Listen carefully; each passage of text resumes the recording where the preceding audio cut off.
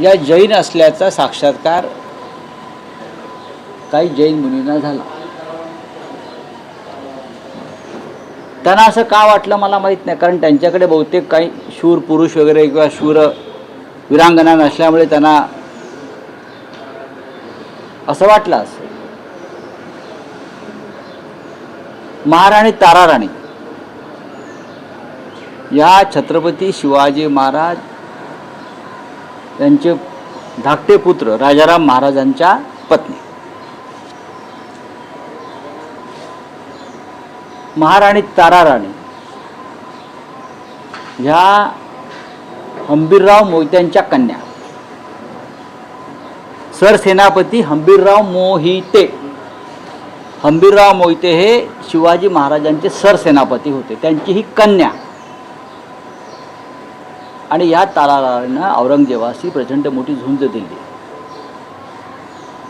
म्हणजे हंबीरराव मोहिते जैन होते का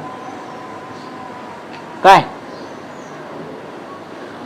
हिंदू मराठा कुळात ताराराणीचा जन्म झाला आणि त्या शास्त्र धर्माला जागून त्यांनी हातात तलवार घेतली आपल्या राज्यासाठी आणि धर्मासाठी.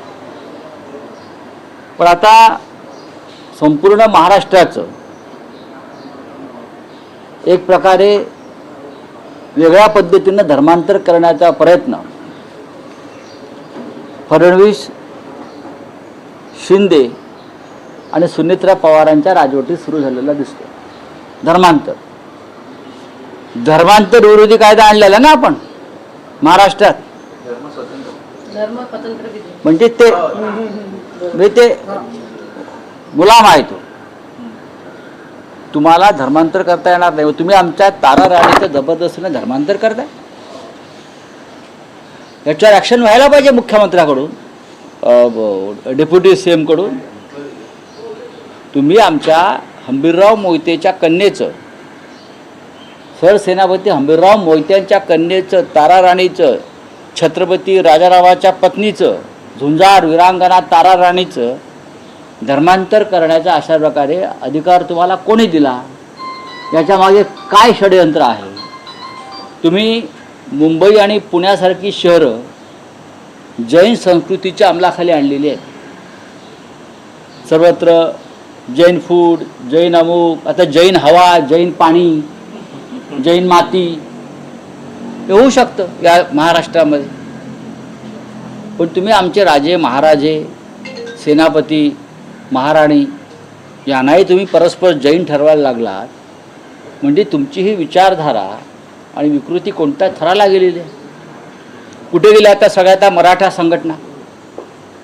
कुठे गेले ते मराठा अस्मितेचे आमचे सगळे सहकारी?